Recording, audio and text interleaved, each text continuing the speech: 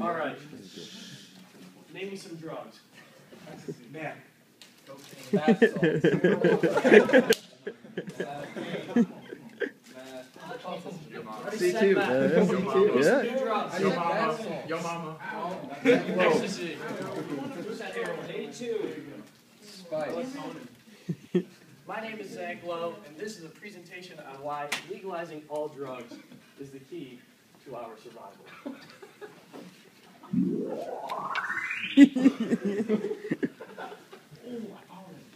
What are drugs, or narcotics?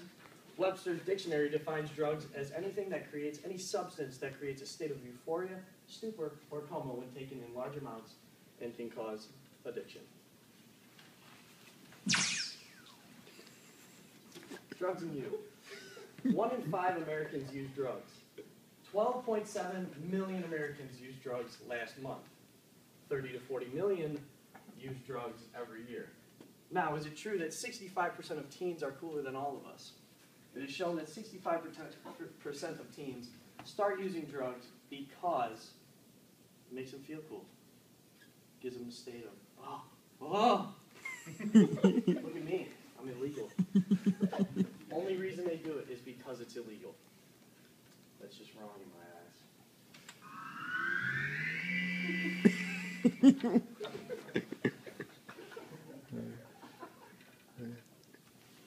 There are 14.4 million college students in America. 5.7 million of them use drugs.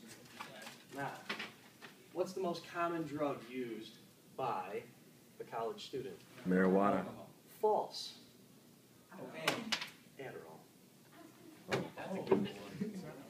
Now, this shows 3 out of 5 college students use drugs. Let's count. 1, 2, 3, 4, 5. You 3 use drugs. 1, 2, 3, 4, 5. You get my point. Are you talking about using them incorrectly, not medically? Yes, incorrectly.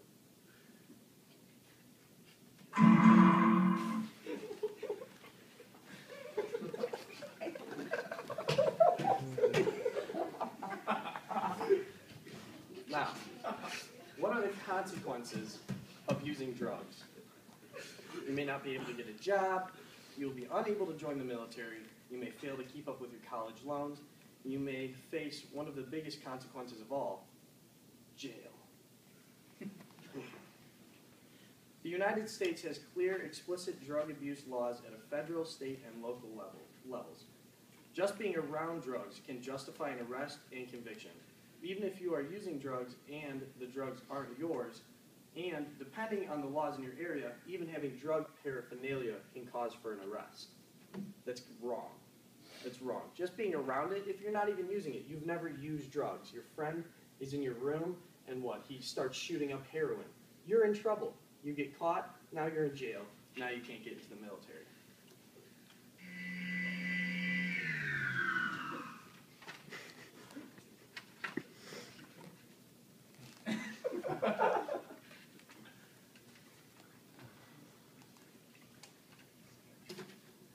In 2001, Portugal became the first country to abolish all laws prohibiting the personal possession and usage of drugs.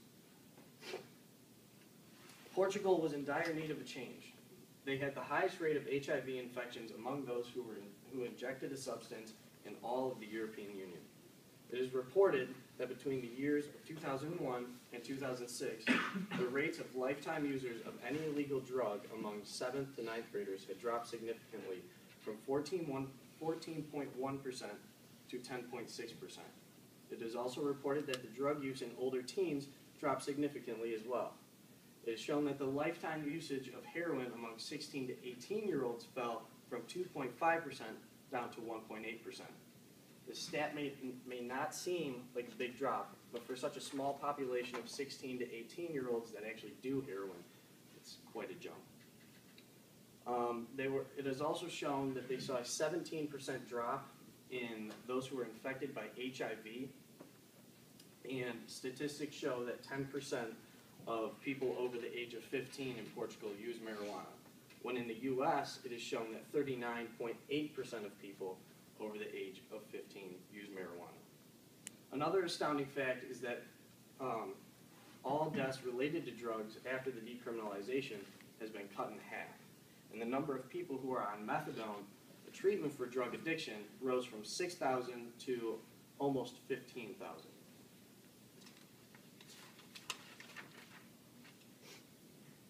The way Portugal deals with addicts now is instead of putting them in jail, putting the people in jail who use drugs, they are taken and put in front of a council of therapists and psychologists, and they're given the option that if they are said to be addicted, they're given the option to go to a rehabilitation center.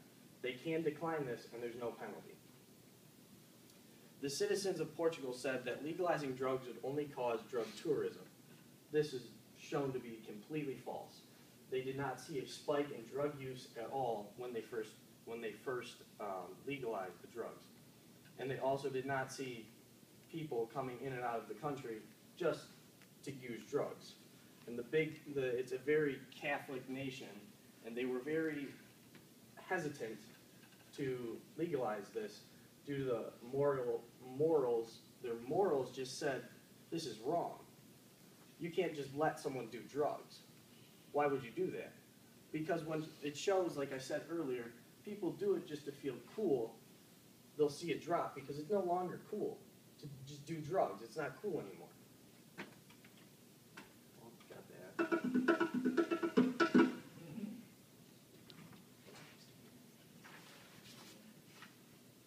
75% to 90% of people at raves use drugs. The main drug of choice is ecstasy. This causes people to be happy. Now, why we would prohibit people from being happy and cause them to worry while being happy, because, I'm getting there, because if you have a bad trip, or whatever drug you're on, if you have a bad trip, it can cause you to do terrible things. Like, I don't know if you remember the guy in Miami who ate someone's face off. If you have a bad trip, you'll do something bad, and if you're in a state of, oh my gosh, I could get caught doing this, it'll just cause you to do something bad just because you want to feel cool. Just to feel cool. Why is it? It's not fun.